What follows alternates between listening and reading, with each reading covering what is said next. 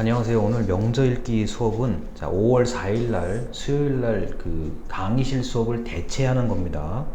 강의실 수업을 온라인으로 이렇게 대체할 때는 뭐 영상을 괜히 많이 찍거나 길게 찍거나 이러면 여러분들이 이해하기가 좀 불편하실 거고, 특히나 오늘 수업부터는 공정하다는 착각이라는 책을 가지고 얘기를 하는 거기 때문에 제가 온라인 수업에서는 많은 말씀을 드리지 않고 가능한 쉬운 것만 좀 말씀을 드릴게요. 그리고 제가 이 책을 이해하는데 필요한 다른 내용들은 강의실 오프라인 수업에서 좀 더 정확하게 말씀을 드리겠습니다.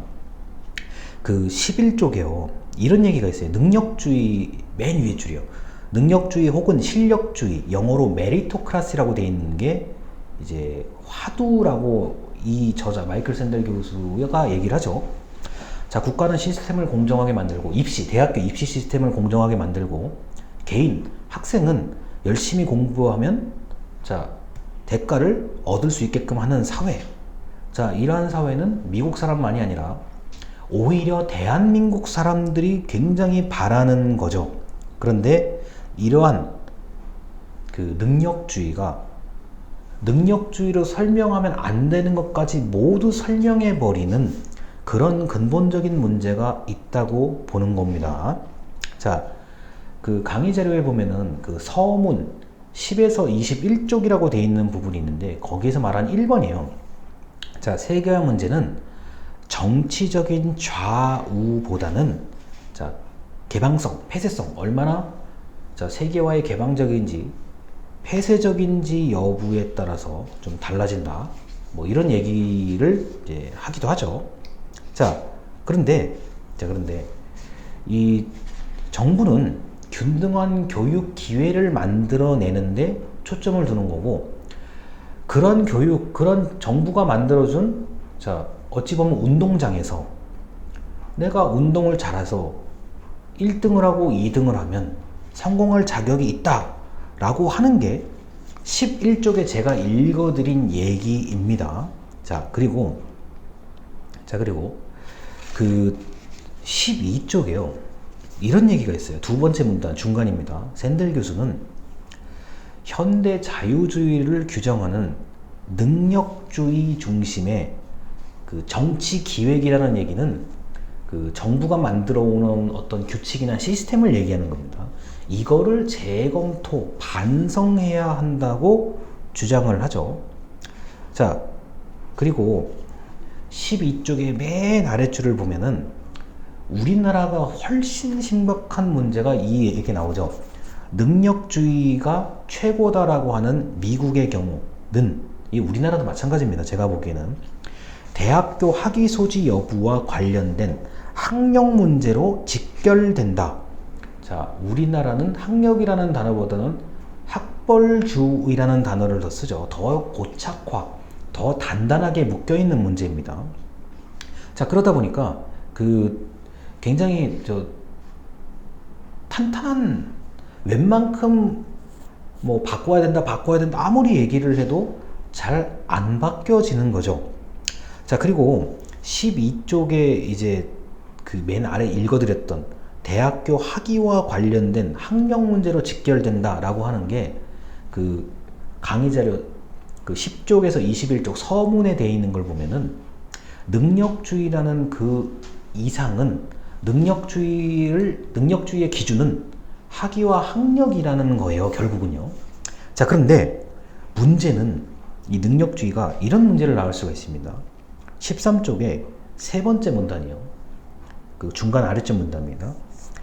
능력주의에 따르면 만일 당신이 대학에 가지 않아 이런 새로운 경제 환경에서 성공하지 못하면 그 실패는 바로 당신의 잘못이 된다. 사회 상층부에 속하지 못한 모든 사람.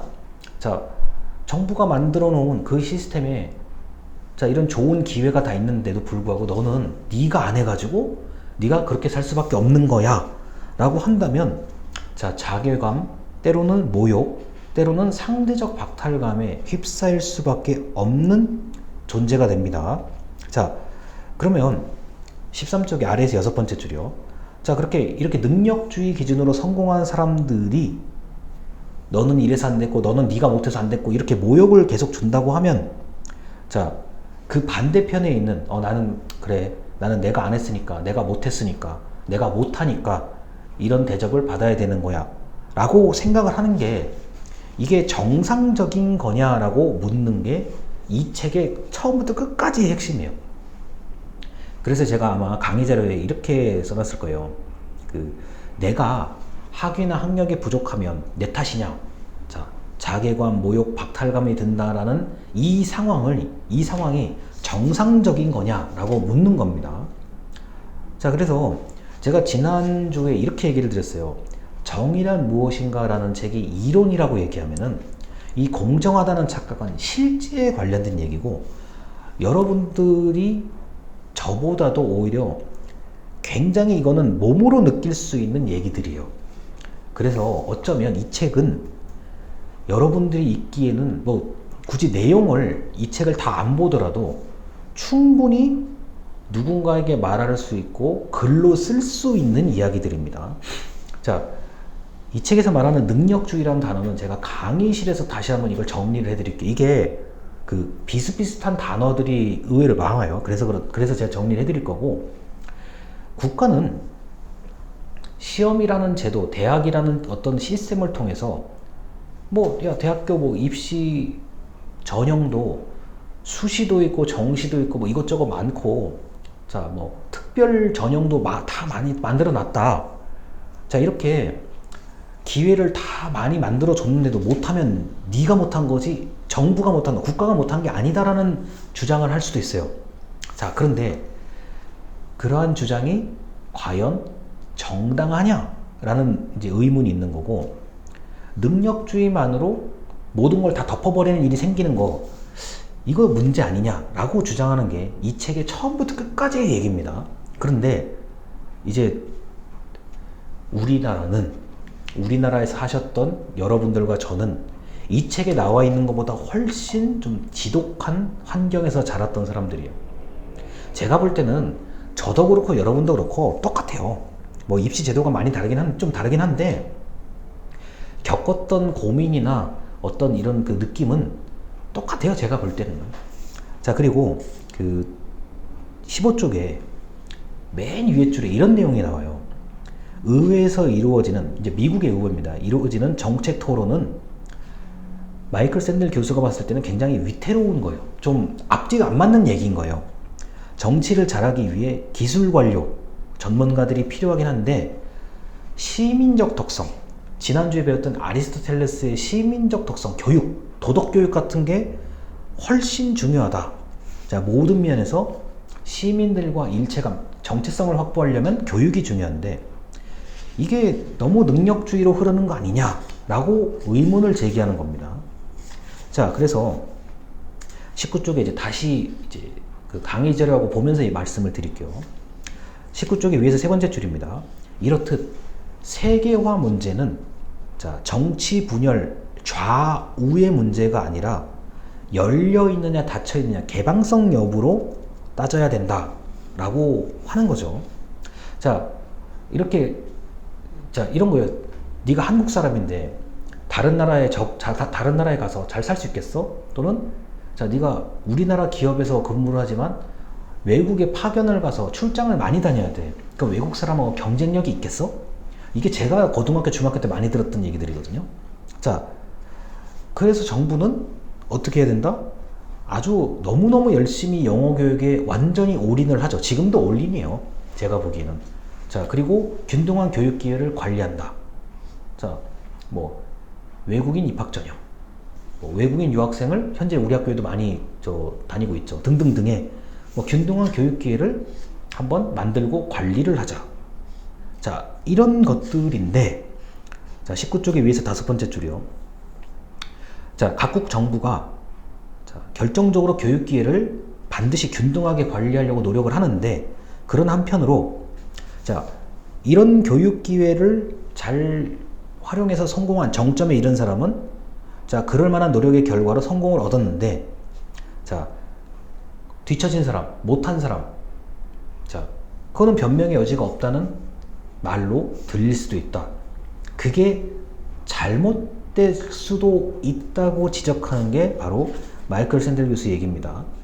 자, 그래서 우리나라는 이거 뭐 우리나라 얘기 할 게 없잖아요. 21조까지 얘기인데 한국은 이 책에 나온 것에 비해서 더 심각한 교육열이죠. 그리고 여러분도 인정하고 싶지는 않겠지만 저도 마찬가지지만 아무리 반에서 공부를 못하는 학생이라도 전교에서 공부를 제일 못하는 학생이라도 이 교육열에는 자유롭지를 못해요. 엄마 아빠에게 얘기를 하죠. 나는 공부가 도저히 안 맞아 라고 얘기를 하는 애들도 있겠지만 이렇게 얘기를 하면 더 많은 잔소리, 더 많은 비난을 받으니까 참는 거예요. 나는 도저히 책상에 앉아서 책을 보고 뭐 문제를 푸는 공부는 안 맞아. 근데 안 맞는다고 내가 얘기를 속 시원하게 할 수가 없어요. 제가 볼 때는 우리나라 현재 교육 환경에서는 얘기를 할 수가 없어요. 자, 그러면 이제 기댈 수 있는 거. 그럼 그런 학생들이 기댈 수 있는 거. 그래. 그래도 휴대전화가 있으니까 다행이다. 그래도 친구하고 좀 조금이라도 좀 장난치고 떠들고 웃고 하는 게 그나마 다행이다. 자, 학원을 가서 어차피 나는 공부는 별론데 안 맞는데 그래도 학원 가니까 어떤 친구가 있어서 그래도 다니는 거야. 독서실 마찬가지. 나는 공부는 전혀 이미 난 공부는 아닌 것 같은데 말은 못하겠고 어떻게 하면 좋지? 그래도 독서실 가니까 그 친구라도 있어서 그리고 학교 친구하고 카카오톡으로 뭔가 주고받을 수 있어서 오히려 한국은 훨씬 오래전부터 이 문제에 봉착을 해요.